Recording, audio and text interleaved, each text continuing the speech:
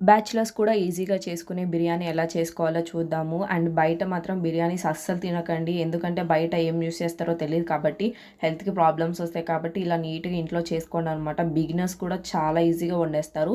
ప్రాసెస్‌లోకి వెళ్ళిపోదాము.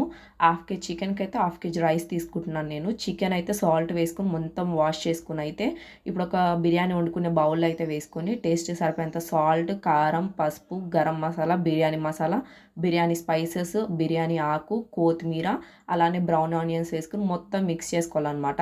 ఇప్పుడు బ్రౌన్ ఆనియన్స్ ఆల్రెడీ కుక్ చేసుకున్న ఆయిల్ ఉంటుంది కదా, అదైతే ఒక టీ గ్లాస్ వేసుకుని దాంట్లో ఒక కప్ వరకు అయితే కర్డ్ వేసుకుని మొత్తం కూడా మ్యాగ్నేట్ చేసేసుకుని అయితే ఫ్రిడ్జ్లో ఒక 1 అవర్ ఇచ్చేసేయండి. అట్లా పెట్టేసి వదిలేసినాక ఇప్పుడైతే తీసి బయటకి స్టవ్ వెలిగించుకుని స్టవ్ మీద పెట్టేసుకోండి అనమాట గిన్నె.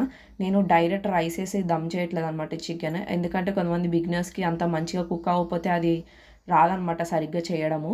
అందుకని చెప్పేసి ఇలా హాఫ్ బాయిల్ చేసుకోవాలన్నమాట. ఒక గ్లాస్ వాటర్ వేసుకుని అయితే మీడియం ఫ్లేమ్లో 15 మినిట్స్ కుక్ చేసుకుంటే చికెన్ బాయిల్ అయిపోతుంది. ఆ వాటర్కి ఉన్నది కూడా గ్రేవీ లాగా అయిపోతుంది అనమాట.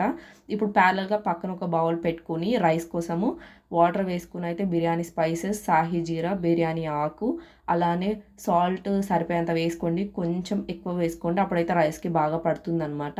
ఇప్పుడు కొంచెం ఆయిల్ వేసుకొని అల్లం పేస్ట్ కూడా వేసుకోండి. నేను ఎక్కువ అల్లం పేస్ట్ వేసుకోలేదు, చికెన్ మ్యాగ్నేషన్లో కూడా వేసుకోలేదు. కావాలంటే అక్కడ యాడ్ చేసుకోవచ్చు. ఇప్పుడు ఈ వాటర్ బాగా మసిలిన తర్వాత బాస్మతి బియ్యం ఆల్రెడీ నానబెట్టుకుంటాం కదా 1 అవర్ ముందే, నేనైతే హాఫ్ కేజీ రైస్ తీసుకున్నాను. అవి నానబెట్టుకుని అయితే నీట్గా వాష్ చేసుకొని ఈ మసిలిన వాటర్లో అయితే బాస్మతి బియ్యం యాడ్ చేసుకుని ఐ ఫ్లేమ్లో పెట్టుకుని అయితే 70% కుక్ చేసుకోవాలన్నమాట.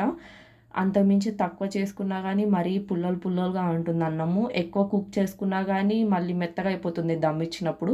అట్లా కాకుండా జస్ట్ ఇట్లా రైస్ పట్టుకుంటే అట్లా విరగాలన్నమాట. ఎక్కువ ప్రెస్ చేయకుండా జస్ట్ ఇట్లా పట్టుకుని ఇలా అనగానే విరిగిపోయేటట్టు ఉంటే మాత్రం అది 70% కుక్ అయిపోయినట్టే.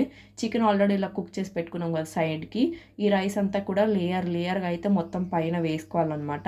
అలా వేసుకున్న తర్వాత పైన బ్రౌన్ ఆనియన్స్, కొత్తిమీర, గరం మసాలా వేసుకోండి. కావాలంటే దీంట్లో ఫుడ్ కలర్ యాడ్ చేసుకోవచ్చు పైన. నేనైతే ఎటువంటి ఫుడ్ కలర్ కూడా యాడ్ చేయట్లేదు అనమాట.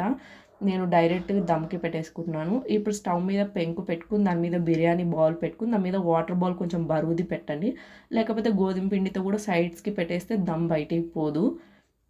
ఇట్లా చేసుకున్న తర్వాత ఒక 10 మినిట్స్ హై ఫ్లేమ్ మీద పెట్టేసుకొని ఒక 15 మినిట్స్ మీడియం ఫ్లేమ్లో పెట్టుకుని దమ్ ఇచ్చుకుని ఒక హాఫ్ అన్ అవర్ వదిలేయండి అనమాట. కలపకండి అస్సలు. అలా వదిలేసినాక తీసి చూడండి, అసలు బిర్యానీ ఎంత బాగా వస్తుందంటే బయట మనకి తీసుకునే బిర్యానీలానే ఉంటుందన్నమాట. చాలా బాగుంటుంది. ముక్కలు కూడా చాలా సాఫ్ట్గా ఉంటాయి. ఇలా తీస్తుంటేనే విరిగిపోతుంది అనమాట ముక్క. మీరు కూడా తప్పకుండా ట్రై చేయండి. బిగినర్స్ కూడా చాలా ఈజీగా చేసుకుంటారు ఈ బిర్యానీ. చాలా టేస్టీగా కూడా ఉంటుంది.